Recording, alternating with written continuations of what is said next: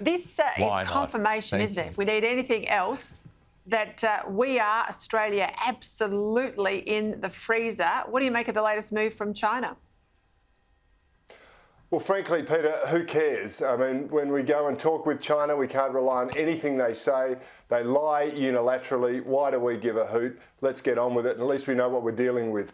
And so this is a very sharp warning to the government that China, let's not put our eggs in there for future business baskets.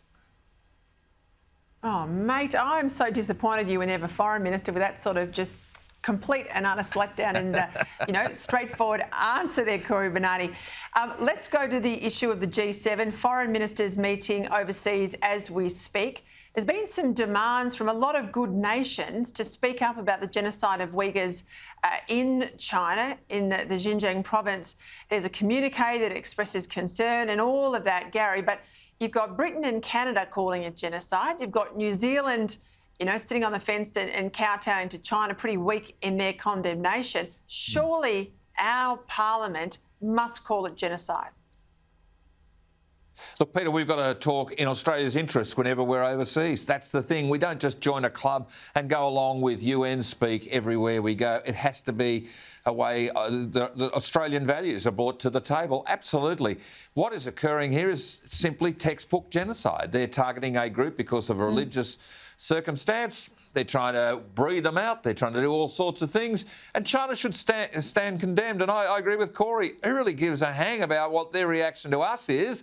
Get a bit of our values in play in China, and maybe we'll be able to talk to them in a more unilateral way.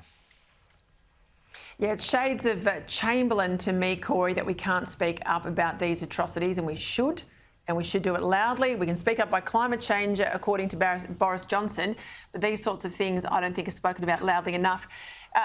There's another one I'm bothering you up, another one for some plain speaking here. Peter Dutton says he wants to fast-track the rebuild of some of the Collins-class submarines, basically to keep them alive until these terrible subs arrive, if and when they arrive.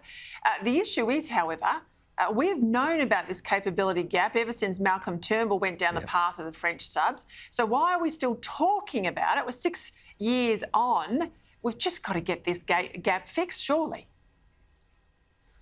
Yeah, you're right, Peter. The reason we're still talking about it is because we've had weak defence ministers, some of the weakest in modern history as far as I'm concerned. Peter Dutton's made from a cut from a different cloth. He's half right. We should scrap the French submarines. We should probably buy some off the shelf from Japan or from the United States or from Germany and have them here in a decade or less while we're extending the life of the Collins-class subs. It's not rocket science. It's submarine manufacturing technology.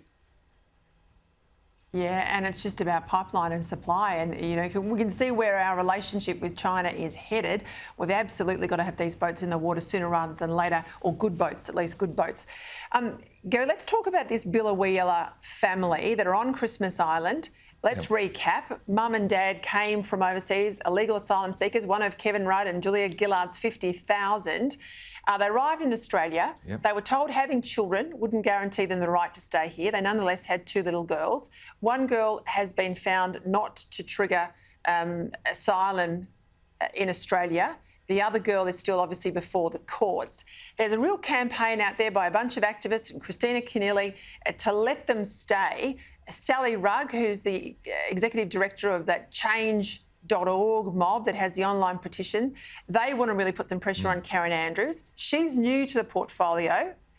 My issue, having been there in government when the boats were stopped, if an exception is made for one of the 50,000 who have had children in Australia, let me tell you, they will not be the only ones, and there'll be a precedent set, and we might as well invite the people smugglers to start the trade up again. What's your view, Gary? You've been an immigration minister in the past.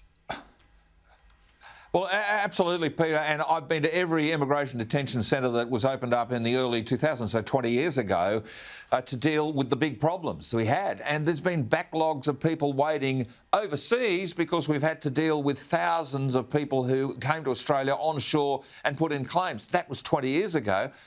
Scott Morrison, as the Minister, Tony Abbott, as the Prime Minister, did stop the boats. And the point now is whoever gave this family advice to get the media involved seriously gave them brummy advice. Because if they'd gone about it quietly, Peter, and we didn't know about them, and they in fact, got through the process of, talking to people quietly, they might have actually been accepted quietly. But it's now the family versus the system. And if one family gets through, the system fails, and we will have boatloads of people with coronavirus coming towards our northwest coast. It's simple as that. Yeah, and of course, it's not a case of this family not being able to go home. They're refusing to go back to Sri Lanka. Them and many others. Cory Bernardi, Gary Hargrave, great to have you on the show. Thanks for your time.